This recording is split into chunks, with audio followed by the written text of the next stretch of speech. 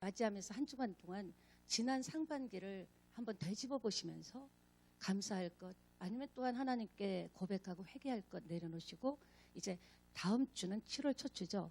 이제는 정말 하반기 또 하나님께서 붙잡아 주시고 도와주시고 하나님께서 함께 하실 것을 사모하면서 보내는 귀한 맥주절이 되기를 원합니다. 오늘 제목은 따라합시다. 영원한 에베네셀로 살아라. 우리는 에베네셀에 대해서 이제 말씀이 나올 텐데요. 사랑하는 여러분, 잘 산다. 많은 사람들이 잘 살고 싶어 합니다. 그러면 여러분 같으면 잘 사는 것, 잘 산다 할 때 어떤 것이 연상되면 어떤 이미지가 떠오릅니까? 1970년대만 해도 건전가요라고 있었습니다. 건전가요가 무엇인가, 새마을운동 너무 힘들고, 제가 어렸을 때만 해도 머리에 그냥 이가 막 버글버글 했고요. 정말 밥 못 먹고 못 살았습니다. 아주 어렸을 때만 해도 사람들이 명절이 되면 하얀 밥에다가 소고기 국 먹는 게 정말 소원이었고 그것을 기다렸죠. 근데 지금 우리나라는 정말 잘 살게 됐습니다. 그러니까 그때 사람들이 불렀던 건전가요가 잘 살아보세, 잘 살아보세, 우리도. 이때쯤이면 박수 한번 쳐주세요. 잘 살아보세, 잘 살아보세, 우리도 한번 잘 살아보세. 그리고 또 2절은 일을 해보세, 일을 해보세. 그런데 말입니다.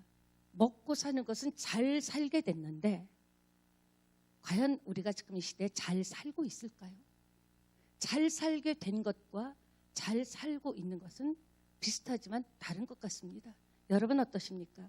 지금도 많은 젊은이들은 앞으로 어떻게 살아가야 될지 망망하다며 이 절망의 이야기를 하고 있습니다. 젊은이들 뿐입니까? 우리도 때로는 살아가다 보면 막막할 때가 있어요.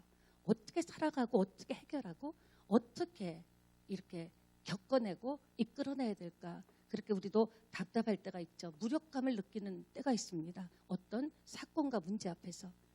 여러분, 크리스찬은 어떻게 살아야 될까요? 여러분은 어떻게 사는 것이 잘 사는 것일까요? 오늘 본문을 통해서 기초부터 잘 사는 하나님의 인도를 받기를 원합니다. 지난주 어떤 말씀을 전했습니까? 블레셋 사람들은요, 법궤를 빼앗아 온 게 득이양양해가지고 우리 신이 완전히 하나님 여호와 신을 이겼다 해가지고요, 전리품같이 그것을 보물단지인 줄 알고 갖고 왔는데, 그 법궤가 움직이고 옮기는 곳마다 사람이 죽어나가고 재앙이 막 일어나니까, 아이쿠, 이거는 보물단지가 아니라 애물단지다.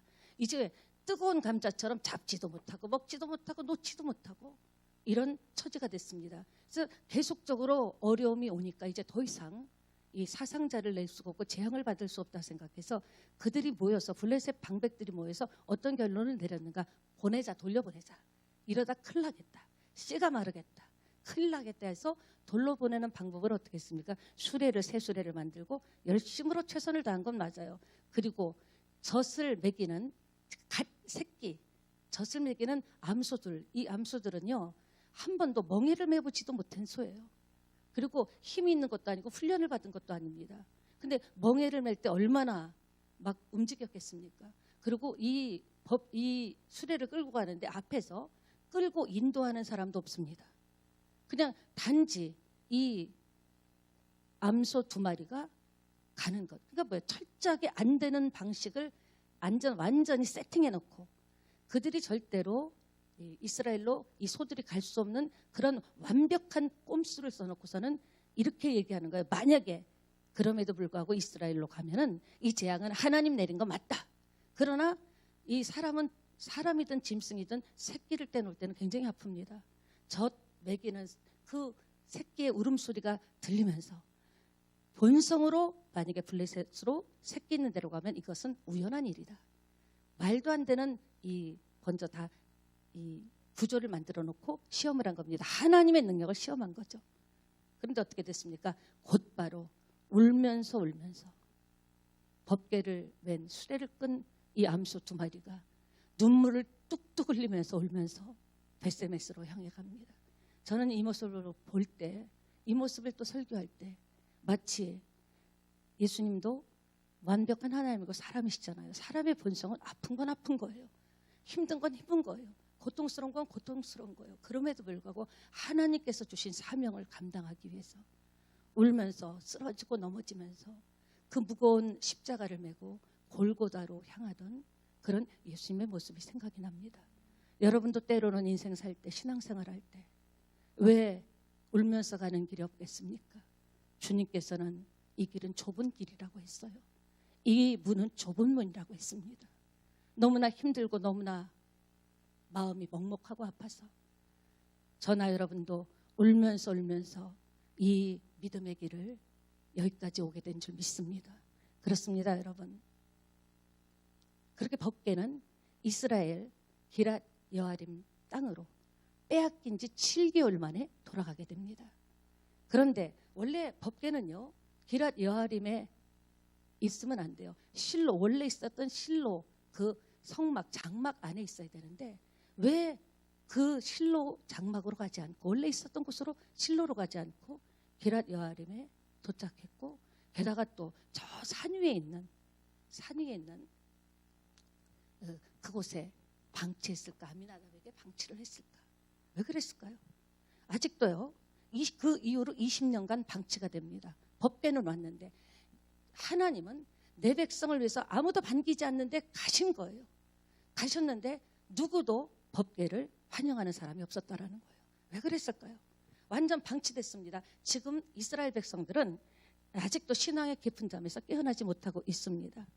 2절에 보니까 20년 동안 기랏 여아림에 있었는데 온 이스라엘 족속이 여호와를 사모하니라. 직역을 하면요, 애통하니라라는 의미도 있습니다. 그러니까 법궤는 방치된 상태에서 복귀가 분명히 돌아왔는데 이스라엘 백성들은 계속 영혼이 갈급하고 목마르고 그리고 늘 마음이 아프고 애통하고 하나님을 그리워했습니다. 아, 옛날이요. 하나님 그때 하나님의 은혜를 부어주실 때, 하나님이 함께 하실 때는 참 없어도 마음이 편안했는데, 가진 게 없고 자랑할 게 없어도 마음이 든든했는데, 뭔가의 기갈과 목마름 때문에 이스라엘 백성들은 애통을 했습니다. 왜 이렇게 가지 못했는가? 여러분, 7개월 만에 돌아온 법궤를 보고 밭에서 논에서 일하던 이스라엘 백성들이 뛰어가서 달려가서 그 법궤를 구경했습니다. 그때 그곳에 있던 70명이 즉사한 거예요. 그랬을 때 사람들은 자기 집으로 법궤를 모시는 것을 무조건 무서워한 거예요. 아이고, 우리 마을에 오거나 우리 집에 오면은 다 죽는다. 그래서 그들이 법궤를 받아들이지 않고 모셔드리지 않고 법궤는 그 산 위에까지 아미나답의 집까지 가게 되고, 결국 아미나답은 제사장 그 가문이거든요. 받아들였을 때 아미나답뿐만 아니라 나중에 오벳 에돔까지 그 자손 대대로 축복을 받게 된 줄 믿습니다.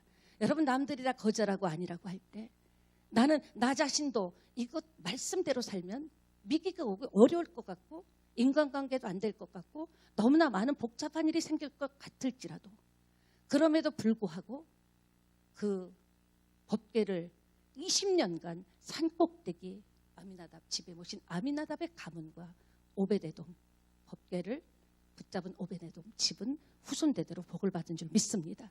말씀이 좀 부딪히고 말씀이 걸릴지라도 그 말씀이 하나님의 말씀일 때, 거절하지 않고 받아들일 때 그 말씀에 따르는 은혜와 축복이 여러분과 여러분 가문에 대대로 임하리라고 확신합니다. 이때 이렇게 괴로워하고 애통해하고 하나님 너무 그립다. 뭔지 몰라도 사는 게 사는 맛이 안 난다. 도대체 뭐냐. 이상하게 짜증이 나고 이상하게 외롭고 이상하게 갈증이 나고, 그때 바로 사무엘이 드디어 등장합니다. 그리고 문제를 정확하게 진단하고 처방까지 내려줍니다. 3절 한번 볼까요?